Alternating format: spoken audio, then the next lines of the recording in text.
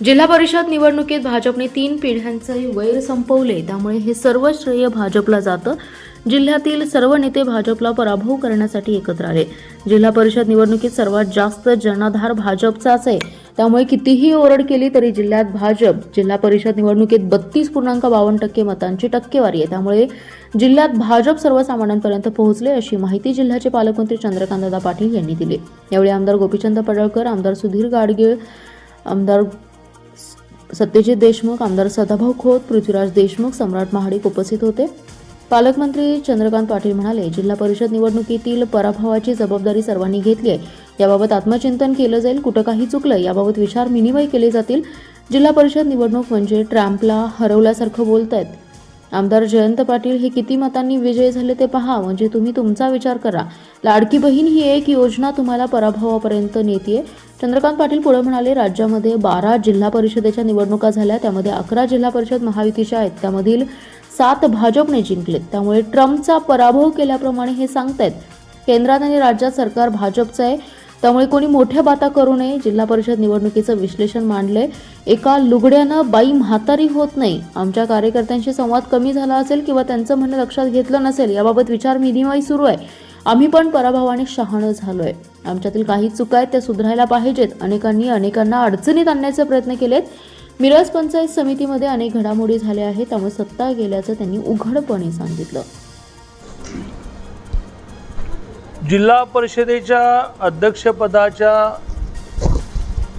निवडणुकीच्या जय पराजय पार्श्वभूमीवर मी ही पत्रकार परिषद घेतो आहे।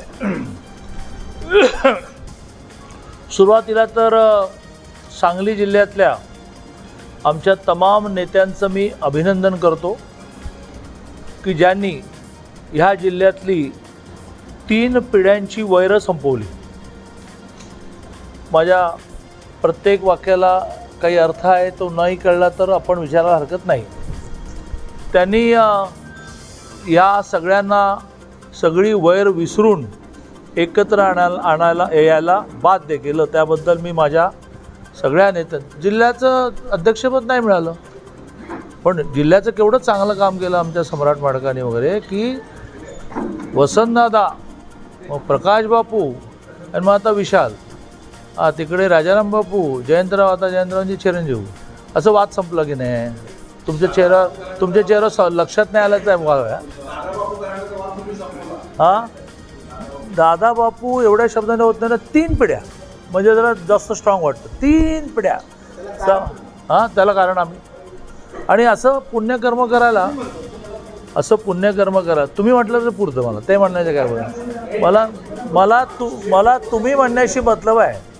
तर हे पुण्यकर्म करण्याचं पुण्य श्रेय आम्हाला मिळालं।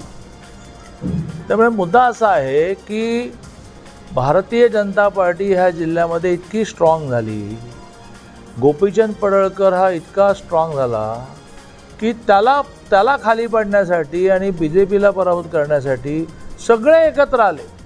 यावत सगळे एकत्र आले, सगळी दुश्मनी एकत्र आले। पण ते एकत्र येऊन काय होणार? एक जिल्हा परिषदेचा अध्यक्षपदाचा निकाल बाजूने लागण्याने होत नाही। तुमच्या सगळ्यांच्या हातामध्ये मी आकडेवारी दिलेली आहे, आणि ती आकडेवारी 10 वर्षापूर्वीची, 15 वर्षापूर्वीची किंवा भविष्यातल्या 10 वर्षापूर्वीची, 15 वर्षाची नाही। आता झालेल्या जिल्हा परिषद निवडणुकीमध्ये भारतीय जनता पार्टीला ह्या जिल्ह्यामध्ये सगळ्यात जास्त मतं मिळाली, 4,12,654। सगळे आकडे निवडणूक आयोगाचे आहेत, माझ्या घरचे नाहीत।